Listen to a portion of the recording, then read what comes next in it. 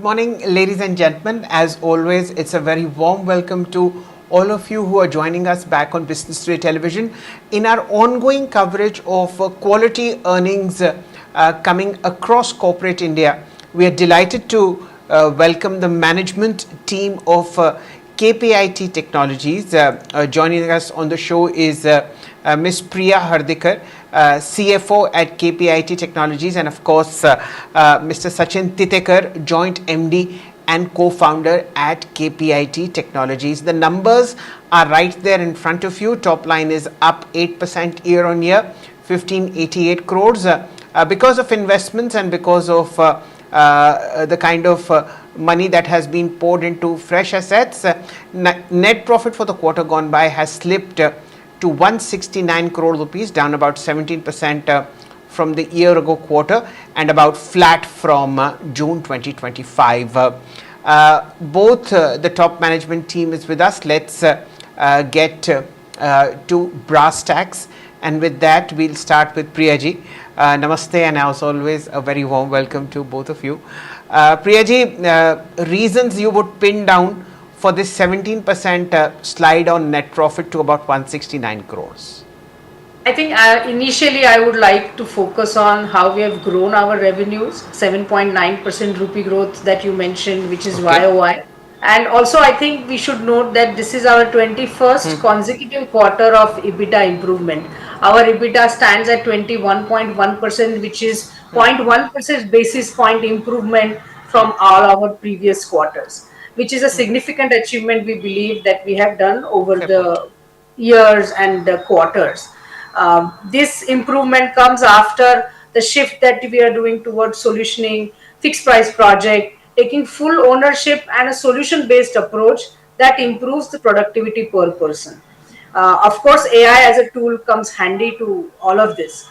Now, if we look at net profit, which is 169 crores, as you have rightly pointed out, it is after we have absorbed the share of profit and loss from our JV named Corix and associate named MD. Now, we have been doing these investments into new sort of a startup companies. These are, attributed to ongoing our investments in newer technology, productized solutions. And over the years, they will reduce in their losses. But being a product company, it has its own cycle. It's not a steady state or linear movement of their operational margins. In this quarter is basically a little bit of slump that we see. However, we are positive about the future quarters. If you take a span of, let's say, 2 or 3 or 4 years, you will see a linear growth. But a quarter-on-quarter movement, there is a variation. And because of that, we will see a slump on our net profit, that is the number. But I would also want to focus on excluding these losses. KPIT consolidated, KPIT controlled entities, the profit stands at 191.8 crores, which is almost 20 crores more than the previous quarter. Fair point. Let's get Sachinji to the conversation. Mr. Titekar, as always, a pleasure to welcome old friends. A warm welcome to you. Against this backdrop of a very constricted world in all sorts of fashions, whether it's tariffs, whether it's disrupted supply chains, whether it's artificial intelligence, yet you manage to raise the top line fairly substantially in this kind of a market. Would you want to comment on how H2 looks and what could be the possible guidance from here on? It's always a pleasure to be here. Thanks for having us today. It's really important to know. First, I'll start with a little bit of a context in terms of what's happening to our clients. And if you look at our clients, which are car makers and truck makers, it's been pretty brutal for them. Their year-on-year profits are down by approximately 50%, and they have not seen the bottom of it yet. However, they've been working very hard to figure out what's really their priority and where they can cut costs and programs, and that's something that they've been doing very diligently over the last year. What does that mean to us? What it meant to us during the H1 of this year was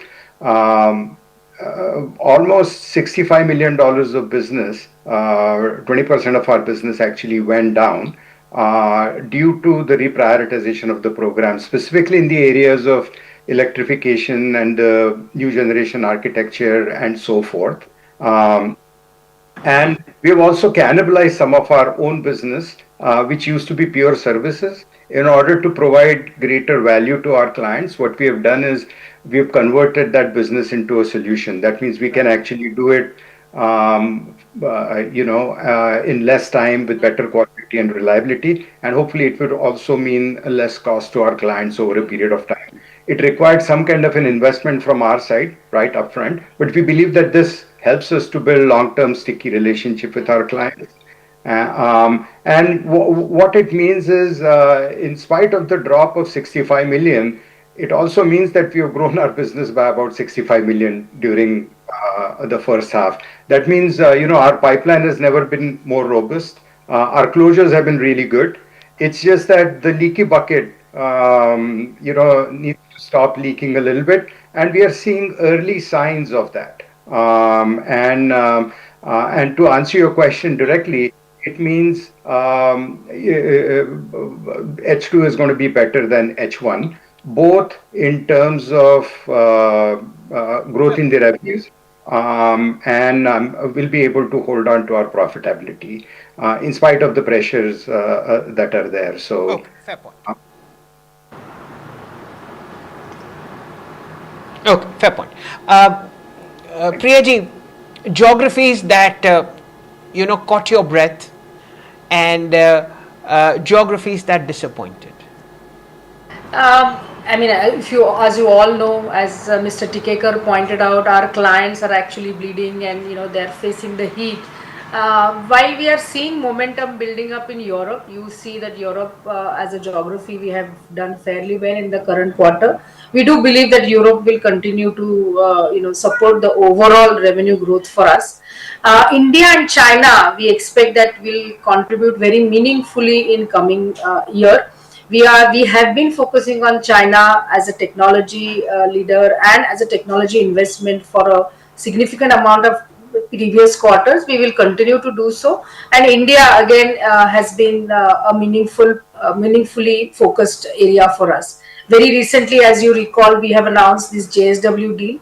We do believe that with that such engagements, India as a geography will also improve. US as a geography, yes, we have seen a little bit of slump there, but we do believe that in the current fiscal year, that is in H2, we see that Europe and Southeast Asia, which includes India and China, will grow faster. We see that with the renewed this efforts on settling this whole tariff and other things, US as a market will also improve and will give us the results in the next fiscal year. If that answers your question. Fair point. Yes, but of course, there are bright spots and there are green shoots coming up. But let's, first get an overall view from Sachinji on how does he see the passenger car market. Ladies and gentlemen, KPIT Technologies from the mid-cap IT space is a very, very specialized software services provider. It looks at the passenger vehicle market globally, and it's addressing the top 15-20 clients there in terms of global sales and global reach. Sachinji, what are the passenger car global numbers telling you about how you see growth prospects for service providers such as yours in the medium term, say 2-3 years? Oh, absolutely. I think it's again there is too many things coming at our global clients. Global clients happen to be mostly in the US, Europe, Japan, and now Korea and India as well. And I think the first challenge that they've had in the last 2 years is all of them had substantial market share in China, which continues to be the biggest market for everybody. The market share for everybody has dropped dramatically there. And you couple that with the cost pressure because of tariffs and the supply chain disruptions. It's been very, very challenging last 6 quarters for all our clients across the globe. And I think, all of these, most of these clients have been around. They've seen ups and downs over the last 20, 30, 40, 50 years or more. And they're very resilient. And what we are seeing is they're bouncing back in spite of all of these things coming at them all at the same time and dropping their bottom line by more than 50%, sometimes in excess of 80%. I think they're quickly making adjustments. They're redefining their markets and their focus. They're cutting costs dramatically. And I think we see renewed openness in them to get back, into the market and bring growth to them in whatever, given all the constraints that they have. So that's the feeling that we get. Just to add some color across the different countries, the OEMs in the US are fairly protected. Chinese OEMs cannot sell their vehicles, so in their domestic market they're fairly well protected. Whereas Europeans have taken a beating on both sides. Right, their market share in China has gone down, and they're facing increased competition in Europe, especially in the battery electric vehicles. For Japanese and Koreans, their market share in China has gone down because of the Chinese competition, and they're also seeing serious competition in Europe as well as in Southeast Asia with the Chinese. So I think it means different things to our clients in different countries. But net, I think everybody is making adjustments. The overall car sales have not changed. Europe, they're flattish. In North America, they've gone up a little bit. In India, they will go up a little bit. In China, they'll go up a little bit. But net, the market has not grown this year substantially. However, if you take a midterm view, this shift will continue. The Chinese car makers will continue to dominate. The global car makers will make a comeback. And we'll see this competition, which is already intense, which will remain intense for times to come. And what that means to us is it creates different opportunities in these challenges. I think it means we need the speed becomes really, really important. So that's why our focus, as Priya mentioned, has been on building platform tools and accelerators so that we can convert our services into solutions that can give them results in a far more efficient manner. And we see that on one hand, electrification, the investments have gone down, rightly so for many of our clients. Given the priorities of the consumers. On the other hand, there is more investment that is going on in the e-cockpit or intelligent cabins. In-cabin experience, so forth, right? So in some areas, they're cutting the cost down. In some areas, in order to remain competitive, they have to continue to make investments. So that's how we are reading the market going forward. But from our perspective, we remain bullish if you take a midterm view. Okay. Priyaji, I just wanted to get a couple of things out of the way before we take this conversation forward. One is attrition and one is hiring. Both two sides to the same coin. How have you managed attrition, if at all? What are the numbers there? And in this, dismal scenario, which many people are painting because of artificial intelligence, how has hiring shaped up at KPIT? So our hiring has always been capability based. As you know, KPIT has been a niche technology company and our talent remains critical to us. If you look at our current numbers, we have a net addition of 300 over previous quarter, which is after taking up the CareSoft employee strength. What we do believe is we are assessing the AI as a default part of our solution, and it is enhancing the speed and the quality for clients. It also is helping us on the operational levers. So looking at that, we are literally moving away from a person-driven revenue model. As Sachin mentioned, we are moving towards solutioning growth and solutioning to the as our offerings. Considering that, I don't think the per person revenue or a person driven numbers will be making any sense. Attrition for us is not very significant. It is, I would say, as a normal range. We are focusing on a top critical talent for us, and in that top critical talent, the attrition is very very low. We are focusing right now on how do we train our employees and how do we train our critical talent in AI infused mobility.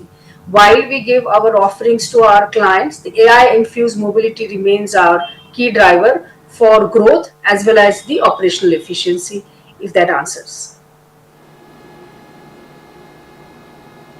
Okay, fair point. Sachinji, would you want to step in here on margins? Despite expenses, despite geographic expansion, EBITDA has gone up to 21.1%. Is this sustainable?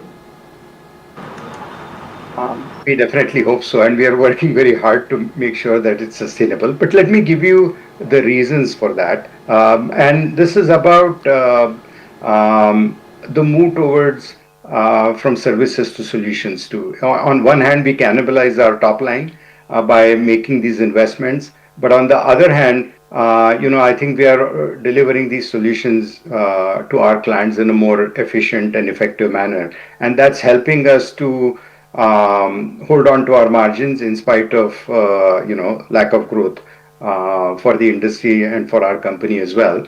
And we do believe that it's important for us to.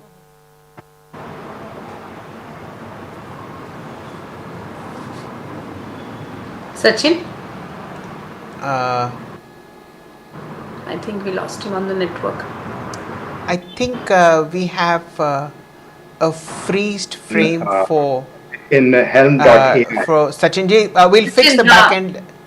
I think he's back. Yes. Please back. continue, Sachin, Sachinji. You had freezed for a while. Last 1 or 2 minutes. We lost you for 3-4 lines.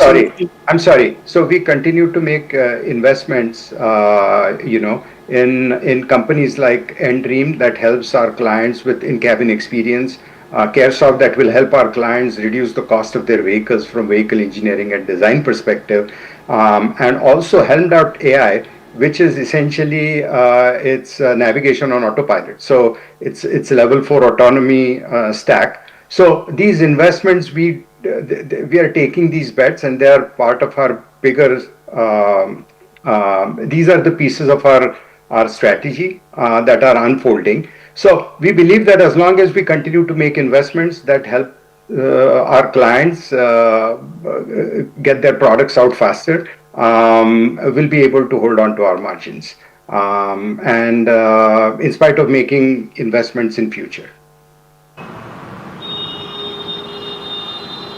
Okay, fair point. Back to Priyaji and focusing on client concentrations. Ma'am, what has been the client concentration at this point of time?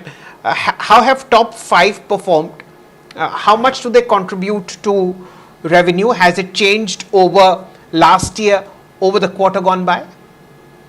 So what we do, as you know, Shell, we have a top 25 client strategy where we focus on diamond, platinum and gold clients, and we have our deep engagement with all those clients.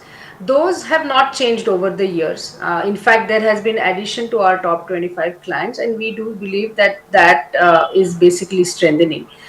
In this year, plus or minus in a quarter does happen, basis the engagement type and where the actual revenues do get generated. However, our deep engagement with the clients will continue, and we have not seen any slip on our side for that.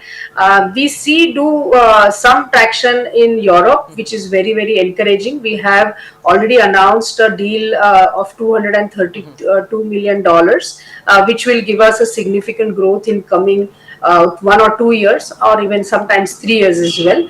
We are working on, as I mentioned, Southeast Asia, that is China, India, and exploring some other markets in Asia.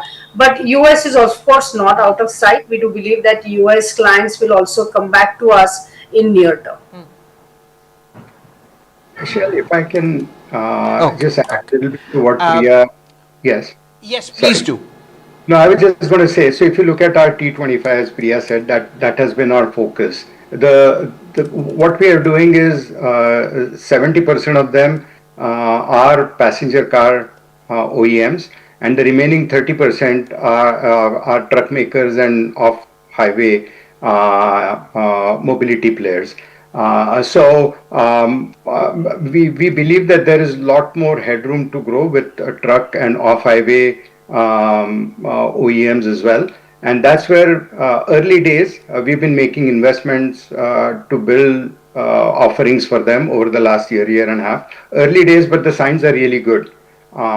So we believe that the OEMs from trucks and off-highway will also contribute to our growth in years to come. Having said that, to Priya's point, our T25 clients remain our bread and butter. Just to tell you, our Diamond Platinum accounts that are about 15 out of the 25, they contribute to close to 87, 88% of our business. And that may change a little bit over a period of time, but we may not go beyond T25 clients for the next 2 or 3 years.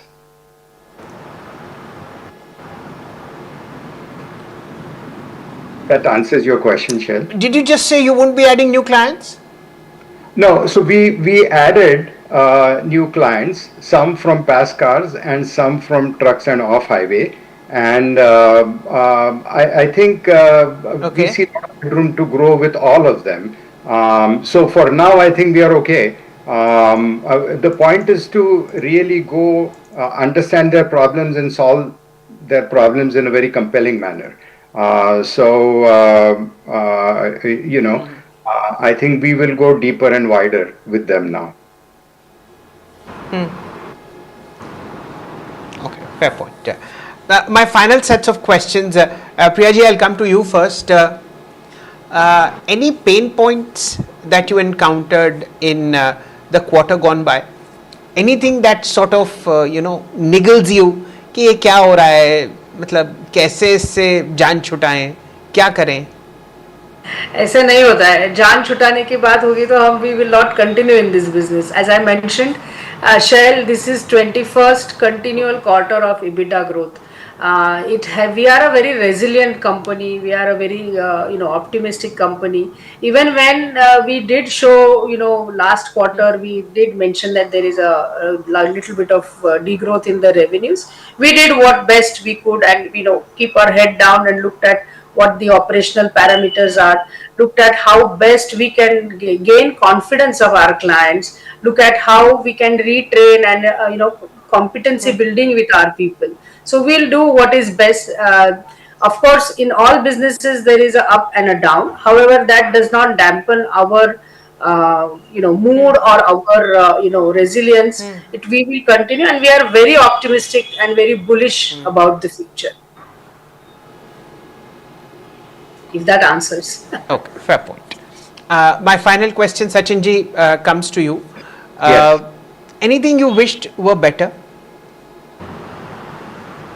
What we really hope for is a little bit of stability in terms of the tariffs and the trade, and little less disruption. That's what we hope for. I think that will give the consumers to make the right choices for them. It also helps the OEMs to have a little bit of a longer term roadmap.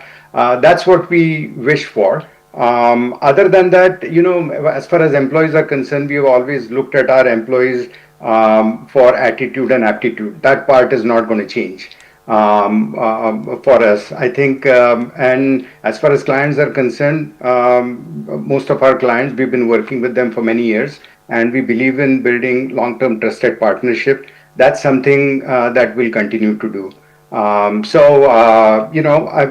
only other thing that I do wish for, which is more towards our broader vision of making our world cleaner, safer, and smarter, that due to some of these glitches, I do hope that all of us don't move away from making our mobility and vehicles cleaner, safer, and smarter for everybody, right? That's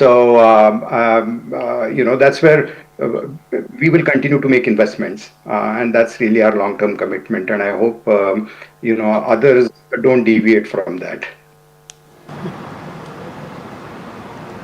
Okay. Sachinji and Priyaji, time is a communist. It's equal for all, but yours is more precious than mine. So we'll call it a day on this one today. As usual, all the best wishes for you for H2. Let's hope the investments that have been made in the quarter gone by pay handsome dividends to long-term shareholders for this multi-bagger stock. And here's wishing both of you the very best. Thank you. It's always a pleasure. Take care. Thank you so much. Okay. Ladies and gentlemen, the top management of KPIT Technologies with us. You listened to Sachin Titekar, Joint MD and Co-founder at KPIT, and Priya Hardikar, CFO at KPIT Technologies, discussing the quarter gone by and the 2 quarters ahead. Thank you for watching. You have to be sticking along on BT TV. There's a lot that's happening on the other side of the break. Have a nice day.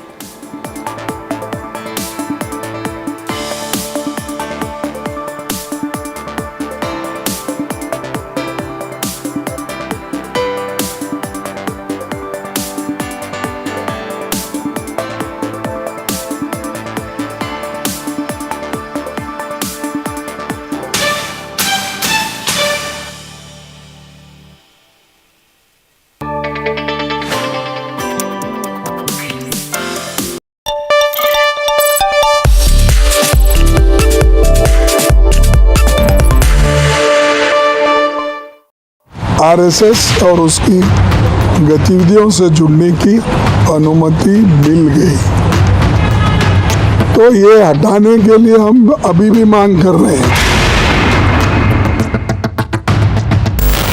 I have no problem with RSS as long as they seek permission from the government to do their activities. A scathing attack by Congress. Many things are there.